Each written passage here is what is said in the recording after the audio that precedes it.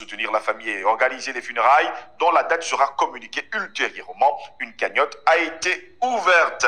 C'est signé justement Anokte Oudja Sanobe, l'Institut Anidjar, en association avec les instituts Sankofa du Canada, Tarana de Guyane, IPAM de Martinique, IPA de Haïti, Africama de Paris, 3RNA Maya de Mali et Mahat Kem Édition. Et bien sûr, ce sont eux qui sont, on va le dire, l'auteur de ce communiqué de presse. Et nous lui rendons hommage ce matin. Voilà pourquoi nous demandons si c'est justement une bibliothèque qui brûle. Et pour répondre à nos questions, nous sommes avec le président Badakani ce matin. Président Badakani, bonjour, bienvenue à vous. Bonjour mon cher Jocelyn Gauss. Nous avons appris avec beaucoup de tristesse la mort de Omotunde Kalala au cours de cette semaine. C'était le 13 novembre dernier. Je sais que la dernière fois, vous étiez le mois dernier du côté de Yaoundé lors des assises et surtout des conférenciers, on va le dire comme ça, du CERDOTOLA du côté de la capitale. Et ça se passait au palais de congrès de Yaoundé. Moi, je vais vous demander une faveur, Jocelyn Gauss. Oui. Est-ce que vous pouvez relire le début de ce communiqué? Oui, je peux le relire, le début. Oui. Nous vous informons officiellement du décès de notre honorable professeur Niusere Kalala Omotunde, survenu le 13 novembre 2022 en Guadeloupe.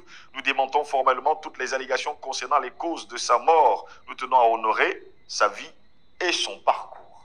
Nous démentons formellement les allégations. Toutes les allégations concernant les causes de sa mort. Ok. Arrêtons-nous là. Ça pose un problème sérieux. Vous démentez les allégations sur la base de quoi? Vous offrez quoi? Vous apportez quoi? C'est une bonne question. Apportez-nous les preuves que ce qui est dit sont les cas. Tout ce qui est dit relève des allégations. Le débat va se taire. Le débat va s'arrêter. Ça pose un problème. Et c'est comme ça qu'on a toujours procédé pour comment on dit ça? Pour troubler la mer et pêcher en eau trouble. Comme on est dans un moment solennel, on parle de quelqu'un d'important qui a changé de bord, qui est passé à l'autre bord. Je ne voudrais pas insister là-dessus, mais les choses sont claires. Là. Au nom de quoi vous interdisez aux gens de s'interroger sur les causes de la mort du professeur Kalala? Au nom de quoi? Qui peut m'interdire d'investiguer et de chercher pourquoi Kalala est mort? Qui peut m'interdire ça? Au nom de quoi? D'autant plus que nous connaissons comment nos héros meurent. Nous connaissons la longue tradition consistant à éteindre les lumières africaines quand elles brillent. Et quand elle a brillé, pourquoi on nous interdit d'interroger, de réfléchir sur sa mort?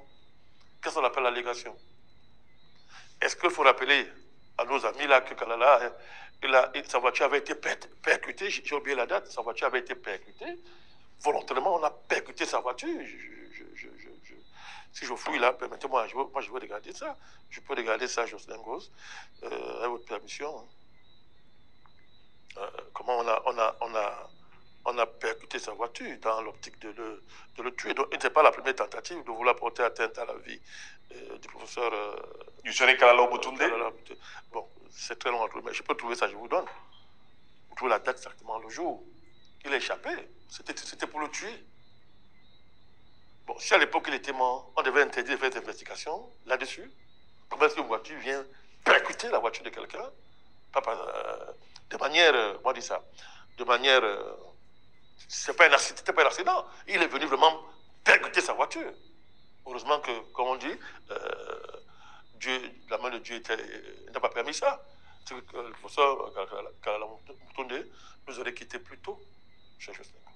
Donc on peut s'interroger. On a le droit de savoir, d'investiguer. Comment il est mort, qu'est-ce que c'est la cause de sa mort. Mais qui a peur de l'investigation? Qui a peur? Qui a peur? Donc nous sommes de ceux qui estimons que son départ est très suspect. Et il y a des indices, nous parlons par là, il y a des indices. Il y a des indices. Il y a des indices. C'est moi qui étais le premier à le dire, à mettre sur la place publique ouvertement au cours d'une émission dans une télévision où j'ai mis sur la table la question de l'assassinat. J'ai dit qu'il était assassiné dans Air France, selon les sources qu'on m'a données. Et j'ai dit que bon, c'était qu'une hypothèse. C'était qu'une hypothèse. Je n'ai pas des éléments pour dire que la source là est vraie. Mais quand on nous dit que nous devons nous contenter du fait qu'il est mort par crise cardiaque.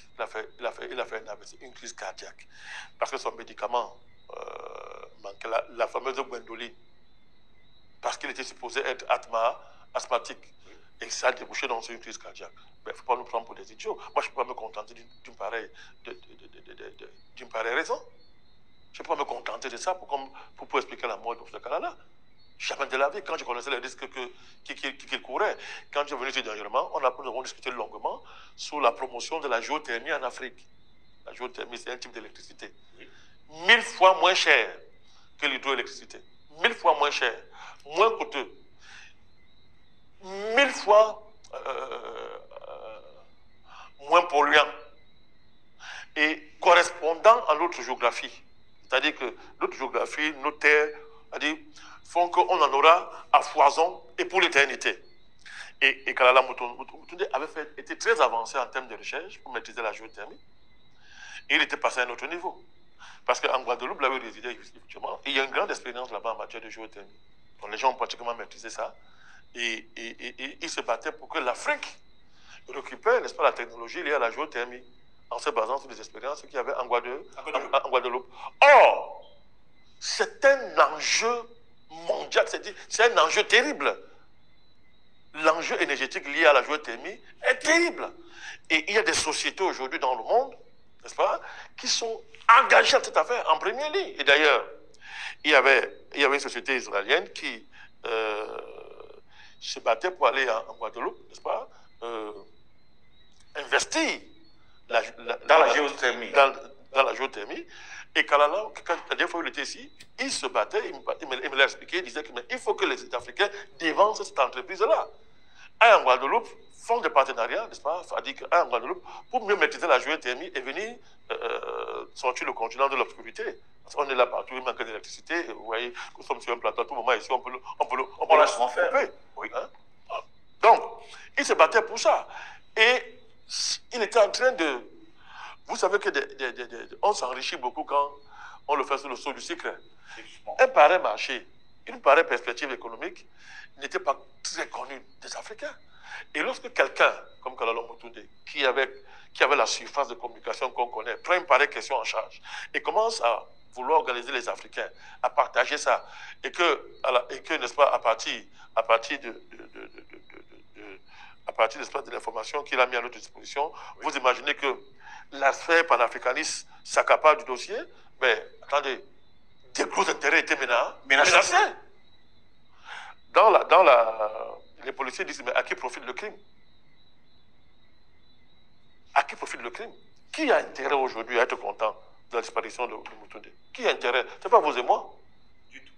Mais il y a les gens qui ont intérêt. Tous ceux qui sont en train de spéculer sur la géothermie ont intérêt à ce que Kalala Moutoundé se taise. Tous les racistes du monde, n'est-ce pas, ont intérêt à ce qu'ils se taisent. Donc, c'est comme si on nous interdit de réfléchir sur les causes de la mort de Cheikh Anta Diop.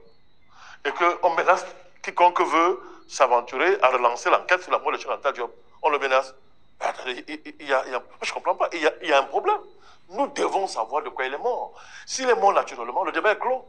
Le débat est clos.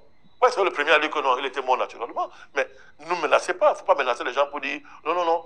Le débat, c'est sa mort est clos. Hein? On a ouvert une cagnotte. Il faut seulement cotiser pour lui faire les funérailles. Ça veut dire quoi? Ça veut dire quoi? Ça veut dire quoi? Les gens ne connaissent pas le capital qui est aujourd'hui. Le capital qui est aujourd'hui qu'on gagnerait à savoir de quoi il est mort exactement. Mais prenons le cas des Juifs. Appelons-les comme ça, les Juifs. Mais vous ne voyez pas comment ils ont géopolitisé la mort des Juifs et toute mort d'un Juif.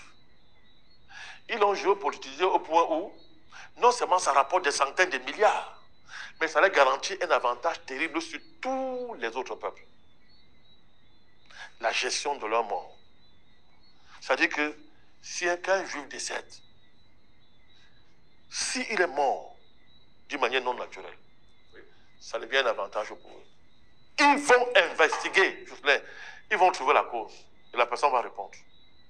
Et du coup, derrière ça, va se répandre, n'est-ce pas, une espèce d'invincibilité des Juifs.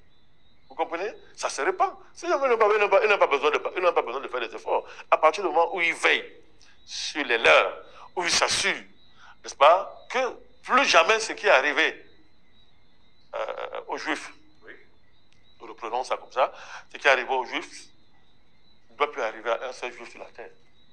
Vous voyez à quel niveau cette veille stratégique et géopolitique a conduit ce peuple-là? C'est quand même terrible. Nous devons savoir de quoi est mort Kalala Omotoudi. Moi, mes sources, d'abord, elles sont prêtes à venir confirmer ce que je dis, hein, mes sources.